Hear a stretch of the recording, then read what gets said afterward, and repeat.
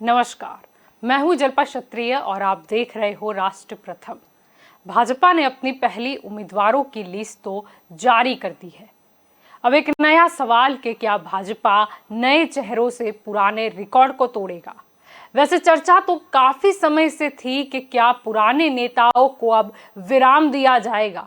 वैसे तो कहीं ना कहीं पिछले वर्ष अचानक से मुख्यमंत्री समेत मंत्रिमंडल में बदलाव करके यह अंदेशा तो दे ही दिया गया था कि अभी तो पद गया है, अगले वर्ष टिकट भी ना मिले।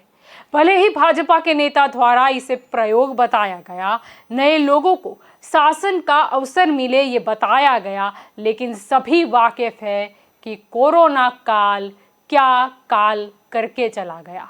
नाराजगी जनता की मंत्रियों के प्रति। अब भाजपा का हाईकमांड जानता है कि लोगों की नाराजगी की असर कितनी नुकसानदायक साबित हो सकती है।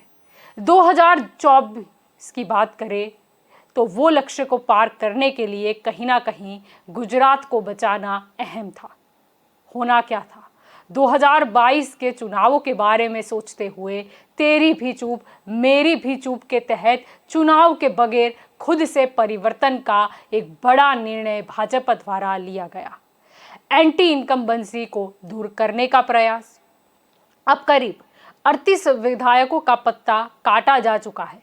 प्रश्न है कि क्या नए चेहरे को जनता अपनाएगी या फिर जनता तो कब से बेबस थी, बोल नहीं सकती थी कि अब कुछ नया लाओ या फिर खुद बदलाव लाओ।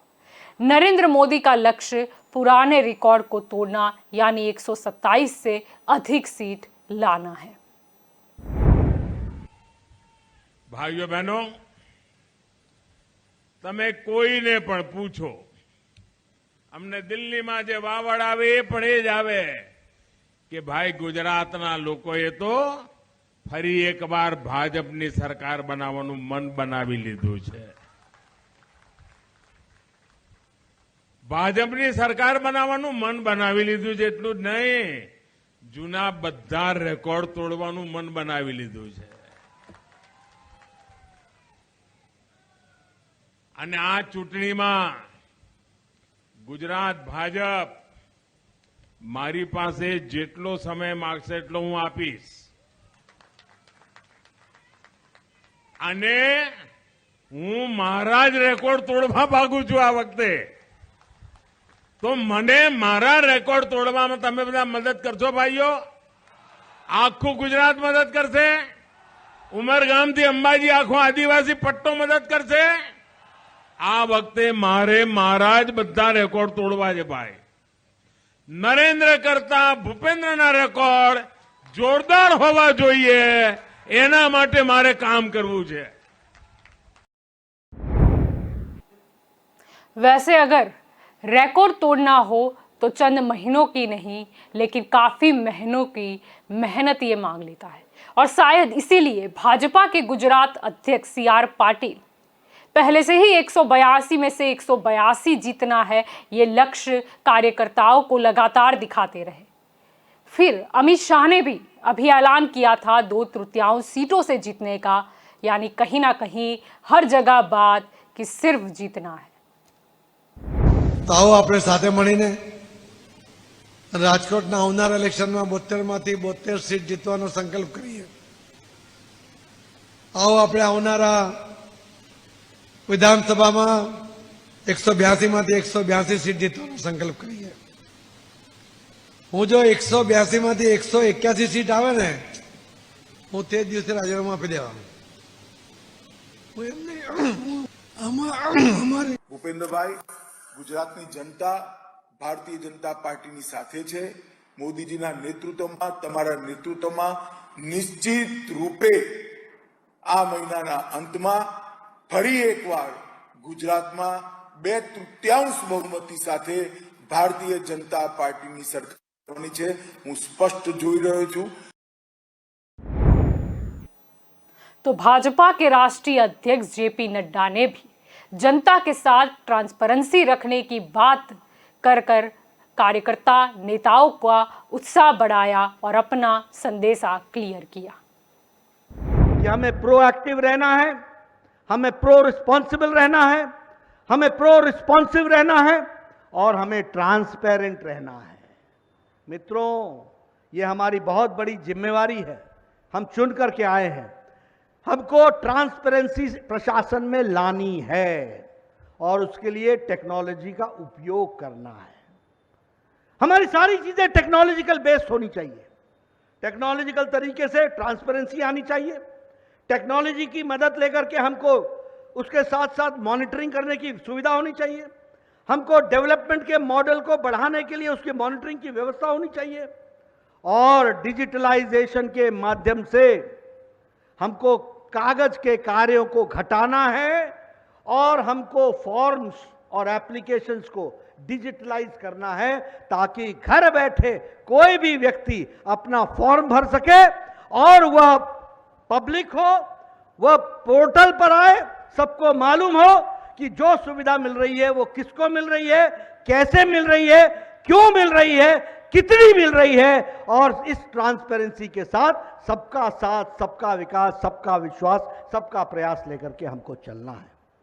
इसलिए मैं आपसे ये निवेदन करने आया हूं यहां पर कि हमको सिर्फ लोगों को सुविधा ही नहीं पहुंचानी है, सुविधा के साथ साथ उसको सामर्थ्यवान भी बनाना है, उसको एम्पावर भी करना है, उसको ताकत भी देनी है कि वो घर बैठ करके जान सके कि मेरा एप्लीकेशन नंबर क्या है, वो घर बैठ करके जान सके कि मेरे से किसी ने ओवरटेक तो नहीं किया, वो घर बैठ के जान सके कि उसका हिस्सा तो किसी ने नहीं मारा है। इसको कहते हैं ट्रांसपेरेंसी। और हम सब लोग यहां बैठे चुने हुए प्रतिनिधि, हम बदलाव के वाहक हैं। हमको परिवर्तन लाना है, जनता का विश्वास जीतना है, सबको साथ लेकर के चलना है। इसके लिए हमको काम में आगे बढ़ना है।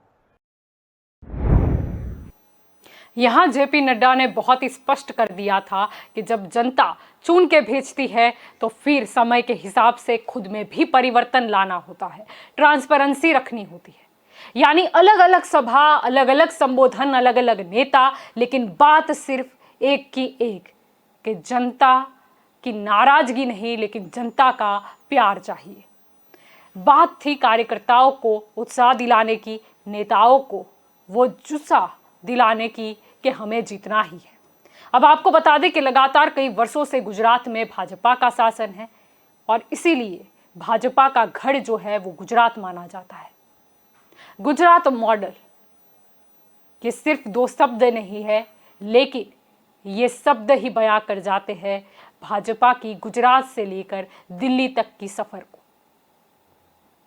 2024 तो पीछे पीछे आना ही है, इसलिए जरूरी है कि इससे पहले आने वाले सभी चुनाव जिसमें भाजपा का गढ़ गुजरात भी आ गया, उसमें भव्य से भव्य लीड से जीतना। लेकिन जब आज हम सवाल पर डिस्कस कर रहे हैं कि क्या नए चेहरे, ये नए उम्मीदवार जो है वो भाजपा का पुराना रिकॉर्ड तोड़ने में उनकी मदद करेंगे, इस प्रश्न का जवाब क्या होगा? जवाब तो वैसे लोकतंत्र है, जनता ही अपना मत का इस्तेमाल करते हुए दे देगी, लेकिन शायद जनता कहीं यही राह तो नहीं देख रही थी। कोरोना काल के वो दृश्य, ऑक्सीजन की कमी के हो, रेमडेसिविर इंजेक्शन के लिए लंबी लाइन लगाने के हो, कहीं बेड की असुविधा हो या फिर कहीं वो परप्रांतियों का पैदल चलना हो। ऐसा नहीं है कि कोरोना चला गया या वैक्सीन मिल गई तो लोग उसे भूल गए। वो लोगों के जख्म अभी भी ताजा है जिन्होंने अपनों को खोया। और कोरोना काल की क्या असर हो सकती है चुनाव के नतीजों पर, ये भाजपा जनता से भी शायद अधिक जानता था। इसीलिए एक बड़ा बदलाव चुनाव से पहले पिछले वर्ष ही कर दिया गया। जनता किसे चाहती है, किसे प्यार करती है, किसे सर्वाधिक मत मिले, ये देखा गया। ये लिस्ट तैयार हुई, उस लिस्ट में सबसे पहला नाम आया भूपेंद्र पटेल का और इसीलिए उन्हें मुख्यमंत्री के तौर पर बिठा दिया गया। भाजपा को पता था, हाईकमांड को पता था कि अगर जनता की नाराजगी दूर करनी है तो जनता ने किसे सर्वाधिक मत से चुनकर भेजा है उसे ही सत्ता में बिठाना होगा। और भाजपा ने एक निर्णय आज और ले लिया। वो निर्णय लिया गया कि पुराने मंत्रिमंडल के पुराने मंत्रियों को अब टिकट भी नहीं, यानी कि वो अब विधायक भी नहीं,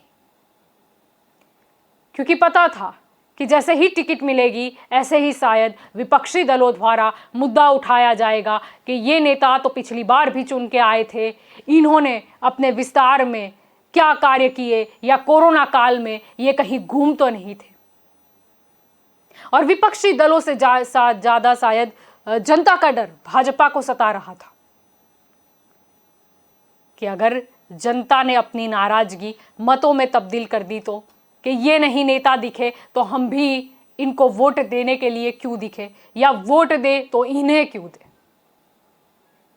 भाजपा ऐसे ही नहीं मानी जाती सूझबूझ के लिए राजनीति में।